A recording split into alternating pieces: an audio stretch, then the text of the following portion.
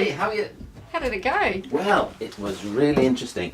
Had a really good talk with the staff. Absolutely what you said was bang on. You've got really good processes in place.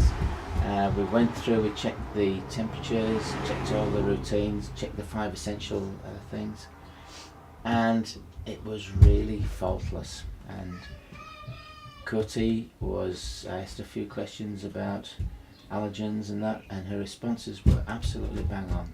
Really wonderful. You've got really good staff member there. Asked about training for people who come in to help her. That went quite, she gave me all the right responses there. Talked about how she cooked chicken and other high risk areas and that. And it went really well. I had no problems at all. There's one thing, it's a very minor thing, and I've suggested is that you have single use cloth towels at the moment, which is fine. But I'm normally used, and this is just me, I'm normally used to seeing sort of paper towels being used for single use, because then you use it and then it's gone. There's always a little bit of a risk if you've got a single use towel that it gets left on a bench and then somebody else goes use it as well. Again, sure. And so it certainly wasn't an area of non-conformance. It met the requirements of what you have to do, but it was just an area where I could see that you might be there could be sort of a bit of a slip up there. Okay. And it would be a lot cheaper as well, because you don't have to get the flash tins with the things and that. You can just buy the eco sort of kitchen towels. Okay. And put them on a coat hanger if you like, if you want a bit flashy, and that you get back. And not only are they good for drying your hands, but they're also really good for mopping up spills and things like that, and then you can throw it away, or even if you've sanitised the benches and you want to dry them quickly afterwards. Okay. So that's a really good thing there. All the processes that she was doing was really good. We went through all the 5 essentials, as I say. Temperatures were all good. Fridge was running at 3 degrees, which is absolutely bang in the middle of things. While I was up there, we did a cross-check, because you've got an infrared thermometer, and we mentioned about how you have to be a bit careful with those, because they tend to sort of tick a wide area. Okay. But how she was doing it was fine. We both got exactly the same temperatures. I've got an industry calibrated probe thermometer, which I've actually left it there to use. Oh, great. And I did a cross check, because you've got the glass of water in the fridge, which is really perfect. And so we just put that, cross checked it, and they both matched out the same. So we actually calibrated your infrared thermometer while I was there as well. So that was good. Checked all the labelling, everything was on there, it was all good. Had a really good discussion about, because you've got one child in the centre who's got quite a severe allergy for nuts, and we had a long discussion about that, and it was really good to hear that she's got really good separation processes there. And also we talked about the suppliers, if there's a changing brand of a product, that you need to know about that, because obviously you might buy tomato sauce from one supplier, might be fine. Tomato sauce tastes exactly the same from another supplier, might have some products in it, and that's particularly with like gluten intolerance and things like that. And that was a really good, I felt really positive, and I got a lot of confidence from Conti that you were actually knowing and doing the safe food side of things, and caring as well, which I think is really the most important thing. And it was good to see kids were obviously enjoying the food. It looked really delicious, I'd have to say. Yeah, they love their food. Yeah, and it's, you do a nice range of different things in there. So it's not just, cheese and onion sandwiches and anything like that. So some really nice foods being made. And because a lot of it is actually cook and eat, you're minimising the risks of, cooking and then chilling it down, keeping foods for a long time, things like that. So having a look at all the foods that you did, and I'm very confident actually that you're conforming right the way through. And there's a couple of areas where you're actually, I'd say you were in the performing level, so you're actually going above and beyond with things and that. And I said the only area which I'd like you to have a look at, and I'm not going to put it down as a corrective action because it didn't need to be that, but if you could think about using paper towels, disposable paper towels, in lieu of the single cloth towels for hand drying, because I think that would be for me that was just kind of like a little bit of a Great, potential yeah. idea. Does that make sense Yeah, to you? definitely, Yeah. Because when I sorry. A lot of the suppliers actually also offer the dispenser, so it's a real easy fix for us too. Right, yeah, and Yeah. say if you want to go there, that's even better. And I always have to explain things because it's like it's no longer kind of good enough just to say, well, it's the regulations or it's because that's the way you do it. And the reason why hand hygiene really requires that kind of care is that the effective way that you clean your hands is the soap bit, and that first of all just kind of mobilizes the bacteria and removes the grease and things, but it's the rinsing and actually the drying, and what that does, it removes the top layer of your skin, which sounds a bit icky, I know, but that's where all the bugs are. Okay. And so it's much better if you can understand that you throw those bugs Away. and the skin in the bin instead of on a cloth, because in the old days when we had like the old kitchen towels and that, you wash your hands and then you do that and you think, oh, that's all right, get your hands dry. Yeah. But what happened next?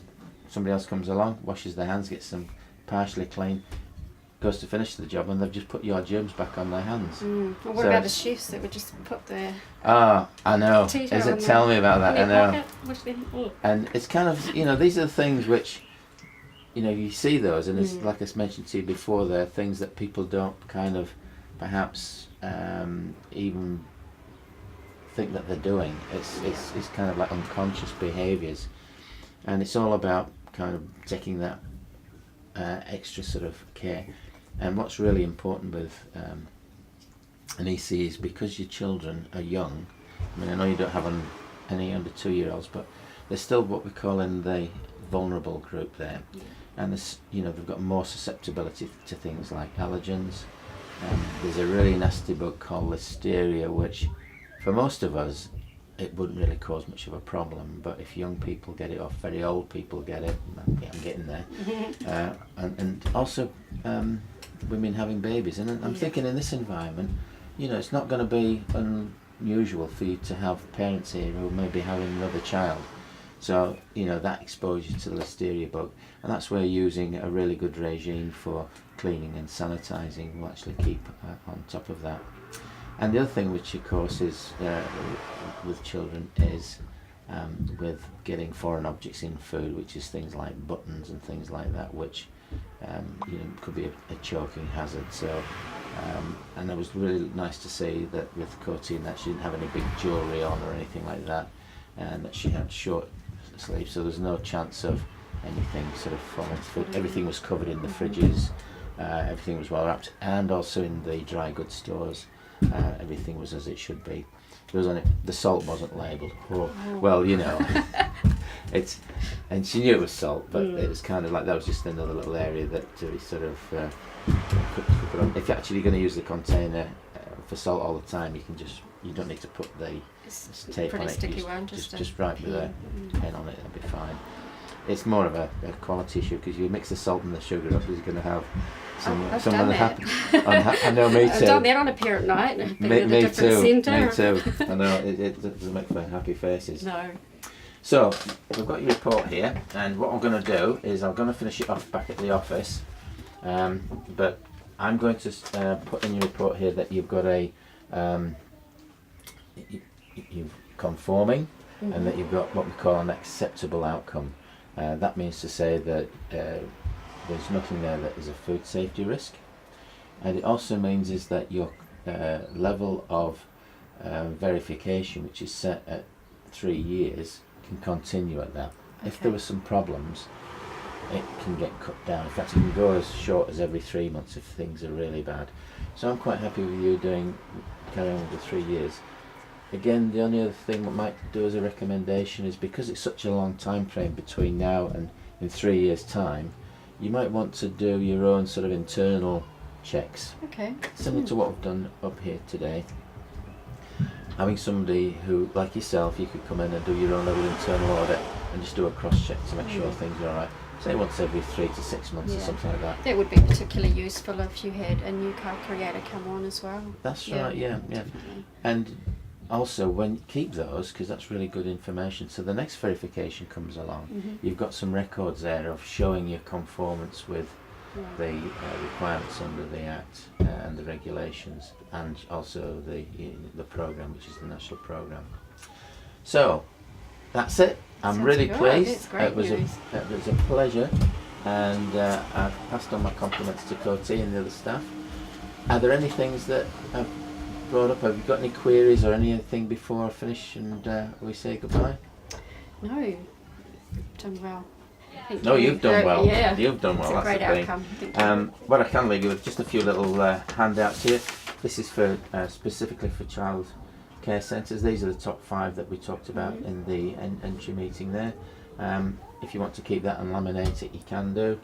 And have you got a copy of these national programme guidelines? No. Well, these have just come out recently, and I think they've done a great job here with these, because it's got all those things that we're looking at. It covers not just ECEs, some other places as well, but you can clearly see which refers to you and which doesn't refer to you.